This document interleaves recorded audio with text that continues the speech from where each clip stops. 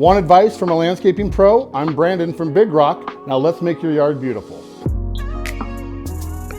What do I need to consider when I'm choosing xeriscape plants? We want to do stuff that aren't going to be water guzzlers. We want to do something that is going to be zoned for our area. So wherever we live, we want to make sure the plants will survive in those areas. The other thing on a xeriscape is going to be maintenance. We're going to want to look at stuff that reduces the amount of maintenance and time we have to spend, because we all know that's part of the reason that we want to xeriscape. I love using different grasses. This is a blue fescue. They don't grow big. They don't need a ton of maintenance. They're not going to use a lot of water, and these shrubs right here have been planted for about maybe 5 years. So I love to use different grasses. Again, it comes down to what design and what look and feel that you want for your xeriscape yard. Do I have any favorite plants for xeriscaping? Well, it's going to come down to what style of xeriscaper we're doing. I'm going to probably lean towards more of a transitional xeriscape with a natural flare. I love to use some sort of an evergreen. I love evergreens because we get year-round color. I also love to use different grasses to create more of a xeriscape feel, but transition that into a natural feel. Japanese maples, if we're done properly, we can incorporate those. Aspens are another one that I love aspens, and if you do it right, you will use far less water than you would with other vegetation. How do I choose the right xeriscaping plants for Utah?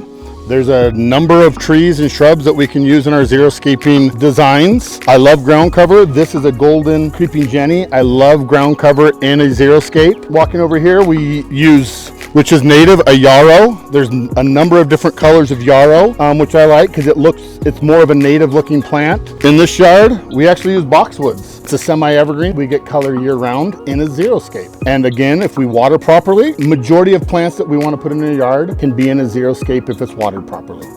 What are some of my favorite xeriscaping ideas? I love to use larger boulders. I love creating a walkway with natural elements. You see here we have flagstone that are created to be stepping stones. Like this, we have a larger boulder that's dug into the ground. Looks like it's been there for quite some time. I love contouring. You can see in this yard we've contoured and created some aesthetic appeal by having elevation changes. Those are items that I think are probably some of the best ideas for a xeriscape and to create a yard that is aesthetically appealing.